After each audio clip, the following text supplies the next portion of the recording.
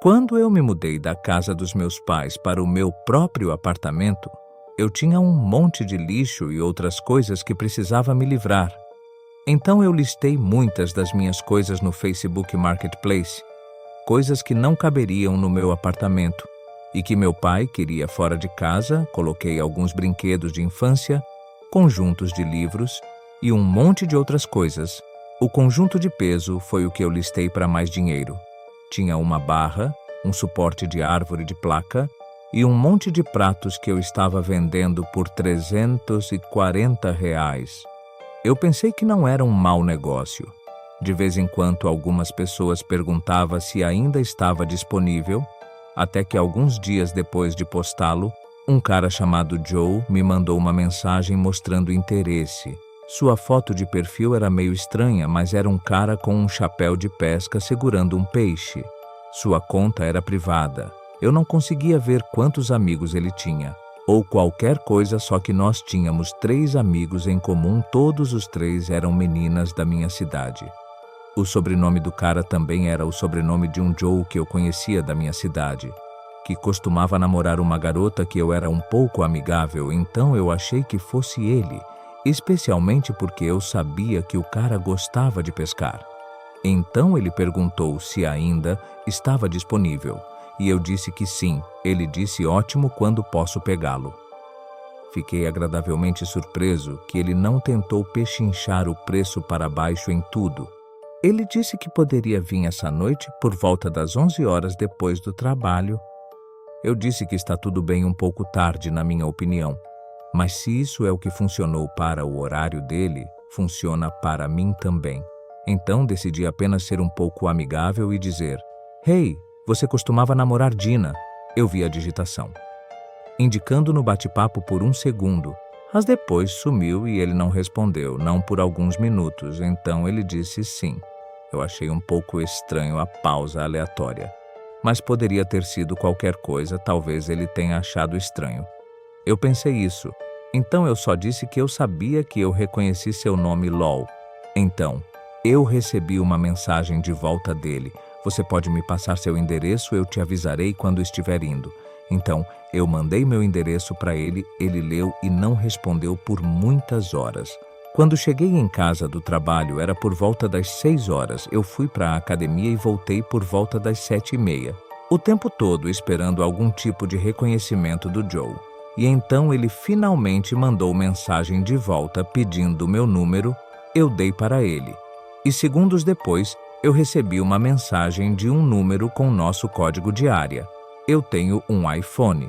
E quando eu mandei uma mensagem para ele de volta, estava verde.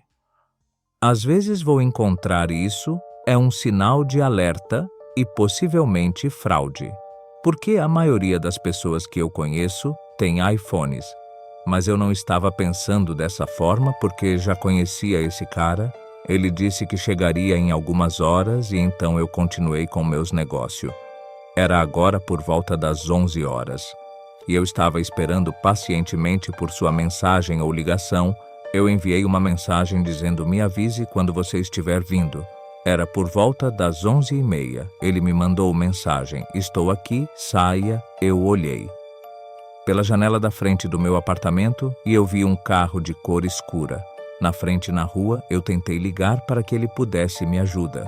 Levando as coisas para fora, ele rejeitou minha chamada. E então ele mandou uma mensagem: novamente sair. Eu mandei uma mensagem de volta: pode entrar, eu só preciso de ajuda com os pesos. A um monte deles ele mandou mensagem de volta: preciso ver se você é hétero primeiro. Tive que processar o que diabos isso significava por um segundo. Tudo o que eu sabia era que isso não significava nada. Eu tentei ligar mais uma vez e ele negou a ligação novamente. Agora eu estava desconfiado. Eu decidi mandar uma mensagem para aquela garota, Dina, junto com os amigos em comum que eu tinha com Joe no Facebook. A primeira a mandar mensagem de volta foi essa garota Angela, que disse que estavam fingindo ser o Joe. Quando perguntei por que ela adicionou ele, ela disse que deve ter sido um nome diferente. Quando eu olhei pela janela, o carro ainda estava lá. Alguém estava prestes a fazer algo ruim comigo. Eu não tinha certeza do que ou quem ou porquê. Eu não tinha como entrar em contato com o verdadeiro Joe, porque ele não parecia ter nenhum perfil real de mídia social não público. Pelo menos eu mantive a porta fechada e trancada e não respondi mais. Eu apaguei a luz na sala e fechei um pouquinho a persiana. Eu juro que vi um cara escondido atrás de um dos arbustos na frente da casa. Eu observava até que o carro do lado de fora buzinou. E então eu vi o cara no mato correr para o carro e então o carro acelerou. Mas não senti alívio. Eu senti medo não só do que eu apenas evitei por pouco, mas o fato de que essas pessoas agora tinham meu endereço. O perfil do Facebook foi excluído no dia seguinte, depois que um monte de pessoas denunciou.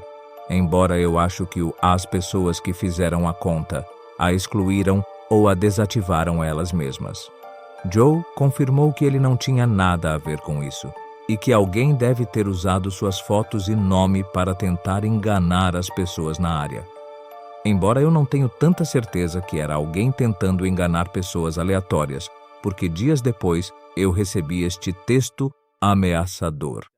Ei, observe suas costas, nós sabemos onde você mora. Se continuar tentando falar com minha garota, vai ver o que acontece. Vamos te pegar você fora do seu berço, dormir com um olho aberto. Entrei em contato com a polícia, mas foi um relatório de baixa prioridade para eles, que eu duvido que eles sequer olharam para isso. Eu não tenho razão para mentir quando eu digo que eu não tentei falar com a garota de ninguém no momento deste incidente. Eu estava vendo uma garota praticamente exclusivamente. Eu acho que está conectado. Eu não sei quem é.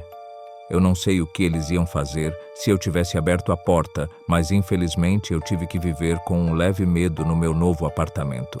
Desde que me mudei para cá, felizmente não recebi mais mensagens ameaçadoras ou aleatórias, mas ainda praticamente sempre verifico minhas janelas primeiro, antes de sair do apartamento à noite.